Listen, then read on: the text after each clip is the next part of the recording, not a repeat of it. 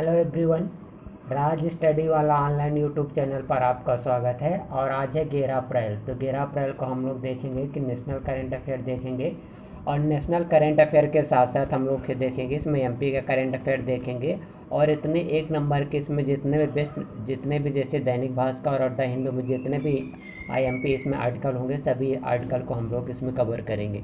जैसे आप लोग इसमें देखेंगे मनी लॉन्ड्रिंग से संबंधित एक्ट हो जाएगा, 2002 वाला हो जाएगा, फेमा वाला एक्ट हो जाएगा, स्टार्टअप वाला हो जाएगा, आपदा प्रबंधन से संबंधित एक्ट हो जाएंगे। आपदा प्रबंधन के साथ साथ हम लोग इसमें क्या देखें, स्टार्टअप का रैंकिंग देखें, राइट। तो चले आप और इस वीडियो को अधिक से अधिक लाइक और सब्सक्राइब अवश्य करिएगा, राइट।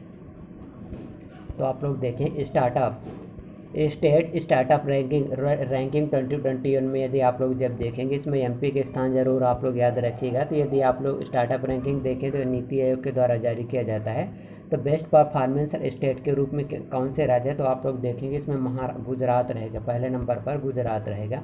मंगला आप लोगों को आर्टिकल दिखा, वो आगे देखते हैं। तो ओके, इसको याद रखिएगा कि वर्ल्ड एंटी डोपिंग एजेंसी के रूप में आप लोग देखें कि आखिरकार एजेंसी क्या है, और एजेंसी की आप देखेंगे कि मूल ऑब्जेक्टिव या मूल उद्देश्य क्या है। तो आप लोग जब देखें इसकी स्थापना आप लोग जब देख कब होती है, 1999 में इसकी स्थापना हो जाती। इसका हेडक्वार्टर आप लोग याद रखें, हेडक्वार्टर आप लोग जब देखें कनाडा में है। वही वाडा के साथ साथ आप लोग याद रखेंगे एक हो जाता है नाडा। अब नाडा क्या होता है, नाडा के बारे में यदि आप लोग जब याद रखेंगे तो ये क्या है, नेशनल एंटी डंपिंग एजेंसी। और इसकी स्थापना कब हुई थी दोस्त, इसकी स्थापना आप लोग जब देखेंगे 2005 में इसकी स्थापना हुई थी। और इसका हेडक्वार्टर यदि आप लोग जब देखेंगे कि नाडा के हेडक्वार्टर का है, तो जहाँ तक मुझे पता मद्रास यानी चेन्नई में है, राइट। और इसका काम में रहता है इस प्रकार मान के चलिए कि जैसे कोई व्यक्ति एक ऐसे इंसान है कि जो कि मेहनत के बल पर अपनी गवर्नमेंट नौकरी की मेहनत के बल पर सरकारी नौकरी की तैयारी कर रहे हैं। वहीं कुछ लोग ऐसे कि आप लोग जब देखें करप्शन के बल पर आप लोग देखें की नौकरी ले रहे हैं। इसी प्रकार के जैसे नाडा और वाडा रहती, तो उसी प्रकार के जैसे खेल संस्थान में रहता, मान के चलिए ऐसे भाला फेंक वाला या दौड़ वाला किसी प्रकार का गेम हो। तो इसमें क्या रहेगा कि जो कुछ ऐसे व्यक्ति जैसे पर्सन हो जाते ना, तो क्या करते कि जब मान के चले कि हाँ जैसे जब जाएंगे तो कोई मतलब ड्रग्स ले लेंगे, जब ड्रग्स ले लेंगे तो उनकी बॉडी में इतनी पावर आ जाती, उनके सामने कोई खिलाड़ी जीत ही नहीं पाता। तो इसीलिए क्या है, उसको कंट्रोल करती है एंटी डोपिंग एजेंसी के रूप में, राइट। वर्तमान में देखा गया कि जो वर्ल्ड एंटी डोपिंग एजेंसी के द्वारा जो इंडेक्स जारी किया गया है, तो इंडिया का इसमें प्रथम स्थान आया है। अगला आप लोग जब देखें सेंडाई फ्रेमवर्क को आप लोग याद रखिएगा। तो सेंडाई फ्रेमवर्क के बारे में आप लोग ज़रूर याद रखें कि इसके जो 4 संबंधित क्षेत्र हैं, 4 क्षेत्र में आप लोग याद रखिएगा कि जैसे आपदा से प्रभावित होने वाले जितने भी लोग हैं, लोगों की संख्या को कम करना है, और मौत को कम करना है, संख्या को कम करना है, आर्थिक हानि को इसमें कम करना है। आर्थिक हानि के साथ साथ आप लोग जब देखेंगे इसमें इंफ्रा का डेवलपमेंट करने हेतु विशेष बल दिया जाएगा, राइट। और इसका अगर यदि आप लोग जब टाइमलाइन देखेंगे, टाइमलाइन कब हो जाएगा, 2015 से लेकर 2030 तक का समय है, राइट। इसका संबंध किससे, आपदा से संबंधित है। वहीं अगला आर्टिकल पर यदि हम आप लोग जब मूवमेंट करेंगे तो अगला आर्टिकल देखेंगे, अगला आर्टिकल कौन सा है, तो अगला आर्टिकल याद रखिएगा जैसे CDRI के बारे में। CDRI के बारे में याद रखिए कि CDRI जैसे है CDRI, तो CDRI के बारे में आप लोग याद रखिएगा। तो क्या है, इसकी स्थापना यदि आप लोग जब देखेंगे तो 2019 में इसकी स्थापना हुई थी। वर्तमान में जैसे और 2019 में स्थापना होने के साथ साथ आप लोग जब देखेंगे रेगू स्थापना होगी। इसका जो आप लोग हेडक्वार्टर देखेंगे, हेडक्वार्टर के बारे में इसकी स्थापना कब हुई थी, तो संयुक्त राष्ट्र जलवायु कार्रवाई शिखर सम्मेलन के दौरान 2019 में इसको शुभारंभ किया गया था, श्री गणेश किया गया था। और इसका मूल ऑब्जेक्टिव क्या रहेगा, इसका मूल ऑब्जेक्टिव यही है, इसका मूल उद्देश्य रहेगा कि जलवायु और आपदा जोखिम के दौरान क्या रहेगा कि बुनियादी ढांचे के डेवलपमेंट करने हेतु लचीलापन लाने का लक्ष्य टारगेट रखा गया था। और सबसे मेन मुद्दा इसमें है कि इसका आप लोग जब देखिए इसका हेडक्वार्टर है, तो हेडक्वार्टर के रूप में यदि आप लोग जब देखें हेडक्वार्टर इसका का न्यू दिल्ली में इंडिया में है इसका, राइट। तो इसको ज़रूर आप लोग याद रखिएगा। और अगले आर्टिकल पर यदि आप लोग मूवमेंट करेंगे तो अगले आर्टिकल में हम लोग देखेंगे ये हो जाएगा सुविधा पोर्टल। ये सुविधा पोर्टल क्या काम करेगा, तो सुविधा पोर्टल के रूप में यदि आप लोग जब देखेंगे तो सुविधा पोर्टल कौन कौन से काम करेगा, तो इसका निर्माण किसके द्वारा किया गया। सुविधा पोर्टल का निर्माण आप लोग जब देखेंगे इलेक्शन कमीशन ऑफ इंडिया के द्वारा किया गया सुविधा पोर्टल का निर्माण। अब इसके अंतर्गत क्या किया जाए कि 24 मल्टीप्लाई इंटू 7 मतलब 24 घंटे और 7 दिन यदि आप लोग जब देखेंगे तो जैसे इलेक्शन कमीशन ऑफ इंडिया के द्वारा क्या किए गए, एक सुविधा पोर्टल प्रदान किए गए।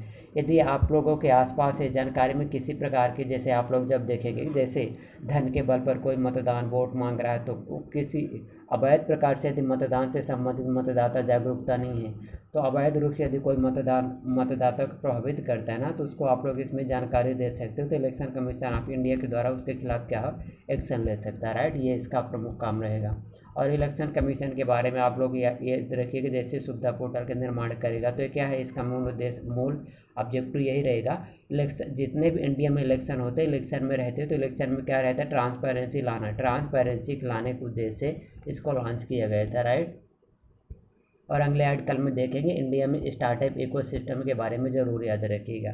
स्टार्टअप के बारे में यदि आप लोगों को मैं बता दूं, स्टार्टअप का मतलब क्या होता है कि स्टार्टअप मतलब ये रहता है कि स्वयं का व्यवसाय शुरू करना ही स्टार्टअप कहलाता है। यदि इंडिया में आप लोग जब देखें वर्तमान में इंडिया का जो विकास दर है, तो वर्तमान प्रत्येक वर्ष का विकास दर यदि आप लोग जब देखेंगे कि 15% है, जबकि आप लोग जब इनक्यूबेटर और एक्सीलरेटर के जैसे संख्या की आपूर्ति में आप लोग जब देखें 11% की इसमें वृद्धि हुई है। अब इसी के साथ साथ आप लोग ये भी देखेंगे ना, जैसे महिला उद्यमी के लिए आप लोग जब देखेंगे विगत 2 वर्षों में देखेंगे 10 से 11% से बढ़कर महिलाओं की भागीदारी कितने परसेंट हो गई है, इसमें 14% हो गई। इसको भी आप लोग याद रखिएगा। जो MPPSC के पेपर नंबर 4 है, पेपर नंबर 4 में अब जो जरूर दिया गया है इंटरप्रेन्योरशिप, तो इंटरप्रेन्योरशिप को ज़रूर आप लोग याद रखिएगा। वर्तमान में आप लोग जब देखेंगे 2019 में स्टार्टअप जीनोम प्रोजेक्ट रैंकिंग जारी किए गए थे, जिसमें आप लोग जब देखेंगे कि जैसे बंगलोर रहा, तो दुनिया में बंगलोर को क्या रहा कि 20वां स्थान 20 अग्रणी स्टार्टअप शहरों के रूप में सूचीबद्ध किया गया था। इसी के साथ आप लोग ये भी देखेंगे कि जो स्टार्टअप के रूप में है, तो स्टार्टअप के रूप में गवर्नमेंट के द्वारा कुछ इनिशिएटिव चालू किए गए हैं, और 16 दिसंबर को क्या मनाया जाता है, स्टार्टअप दिवस के रूप में सेलिब्रेट किया जाता है। इसको भी याद रखिएगा। अब इंडिया में क्या रहेगा, इनिशिएटिव को ज़रूर आप लोग याद रखें। इनिशिएटिव फॉर प्रमोटिंग स्टार्टअप को बढ़ावा देने के उद्देश्य से कौन कौन से चलेंगे, तो आप लोग जब देखेंगे आत्मनिर्भर भारत की शुरुआत की गई थी, मेक इन इंडिया कार्यक्रम की शुरुआत की गई थी 28 अगस्त 2014 को। स्टार्टअप इंडिया प्रोग्राम की शुरुआत की गई थी। Stand up India digital platform होगा, स्टार्टअप ग्रांड चैलेंज हो गया, अटल इनोवेशन मिशन के बारे में आप लोग याद रखिएगा। इसी के साथ जैसे अटल टिंकरिंग लेबोरेटरी हो जाएगा, वो भी इसी के लिए है। और अगला आप लोग जब देखें जो प्रोजेक्ट चुनौती के रूप में इसको भी याद रखें, national initiative for development and harnessing innovation इसको भी याद रखिएगा। स्टार्टअप इंडिया एक्शन प्लान के रूप में इसको याद रखिएगा। Ranking of state on support to startup ecosystem इसको भी याद रखिएगा, RSSE के रूप में याद रखिएगा। फंड्स फॉर स्टार्टअप के रूप में FFS को आप लोग याद रखिएगा, राइट। और 16 दिसंबर को स्टार्टअप दिवस के रूप में मनाया जाए, तो उसको भी याद रखिएगा। और बिजनेस टुडे के रूप में यदि आप लोग जब देखेंगे स्टार्टअप रैंकिंग 2021 में यदि आप लोग जब देखेंगे, तो इसमें इंडिया का ज़रूर आप लोग स्थान रखेगा कि इसमें जैसे इंडिया में कौन से राज्य इसमें शीर्ष टॉप पर हैं, टॉप स्टेट के आप लोग याद कर रखिएगा। इसी के साथ आप लोग जब इसमें देखेंगे, तो इसके साथ आप लोग इसको ज़रूर याद रखिएगा कि जैसे टॉप बेस्ट प्रदर्शन में कौन से स्टेट रहेंगे, गुजरात और कर्नाटक इसमें शामिल रहेंगे, राइट। और अगला आप लोग जब देखेंगे कि इसके बाद जैसे टॉप परफॉर्मेंस में कौन से आ जाएंगे, केरला और महाराष्ट्र आ जाएगा, उड़ीसा आ जाएगा, तेलंगाना आ जाएगा। लीडर स्टेट के रूप में किसको शामिल किया गया है, तो लीडर स्टेट के रूप में यदि आप लोग जब देखेंगे, तो लीडर स्टेट के रूप में किसको शामिल किया गया है दोस्त, लीडर स्टेट। और MP के यदि आप लोग जब स्थान देखेंगे, तो MP के स्थान आप लोग जब देखेंगे तो किस में आता है, MP के स्थान आप लोग जब देखेंगे चौथे इंस्पायरिंग लीडर में आता है MP के स्थान, इसको ज़रूर याद रखिएगा। फिर अगला आर्टिकल पर यदि आप लोग मूवमेंट करेंगे, तो अगले आर्टिकल में देखेंगे जैसे ये PMLA preventive of money laundering act के बारे में याद रखिएगा कि PMLA जो एक्ट रहता है तो कब पारित होता है, तो इसको आप लोग जब देखें कब पारित किया जाता है, 2002 में इसको पारित किया जाता है। अब जैसे आप लोग ED नाम सुने होंगे, ED, तो ED पावर कहाँ से मिलती है, तो ED को जो पावर के रूप में आप लोग जब देखेंगे PMLA एक्ट 2002 के माध्यम से मिल जाती। अगला जो एक्ट रहेगा यहाँ हो जाएगा फेमा, तो फेमा के माध्यम से इसको क्या रहती, फेमा के माध्यम से भी इसको पावर मिल जाती। तो दोनों को याद रखिएगा। इसमें जैसे 2019 और 2009 और 2012 में आप लोग जब देखेंगे इसमें कुछ अमेंडमेंट के साथ ये कर दिया गया था कि जितने भी मनी लॉन्ड्रिंग रहेगा इंडिया में, मनी लॉन्ड्रिंग से संबंधित जितने भी केस यानी मामले रहेंगे, तो इसमें जैसे ED के द्वारा क्या किया जाता है, शक के आधार पर आप लोग जब देखेंगे किसी भी व्यक्ति को क्या कर दिया जाएगा, कस्टडी के रूप में इसको हिरासत में ले लिया जाता है, राइट। इसको ज़रूर याद रखिएगा। जैसे वर्तमान में आप लोग जब देखें केजरीवाल जी को क्या कर दिया गया, वही ECP money prevention of money laundering act 2002 के अंतर्गत आप लोग जब देखेंगे शामिल कर दिया गया है। अभी केजरीवाल से संबंधित अगला अटका रहेगा तो उसको भी शुरुआत करेंगे। ये वही अटका लगा, ये है केजरीवाल जी से संबंधित, तो इसको आप लोग याद रखिएगा। तो जैसे Kejriwal to remain in Tihar jail as Delhi high court dismiss petition challenge ED arrest के रूप में। तो दिल्ली हाई कोर्ट के द्वारा क्या बोला गया, दिल्ली हाई कोर्ट के द्वारा जैसे जब बोला गया है तो जो ED के द्वारा अरेस्ट किया गया है, तो ED को उसको पावर है भाई, उसके खिलाफ हम लोग नहीं बोल सकते। आखिर का मामला अभी तक ये है कि मतलब इसमें जितने भी जानकारी है तो अभी इनके खिलाफ नहीं है कि ED के से अलग रहे, इसलिए आप लोग जब देखेंगे तिहाड़ जेल में आप लोग जब देखें इनको जेल में बंद कर दिया गया है। अब आप लोग जब देखेंगे कि उनको आखिरकार कस्टडी में कब ले गया था, तो 21 मार्च को क्या कर दिया, इनको कस्टडी के रूप में गिरफ्तार कर लिया गया था। वर्तमान में है तो कहाँ पर भेज दिया गया, इनको जेल के रूप में भेज दिया गया।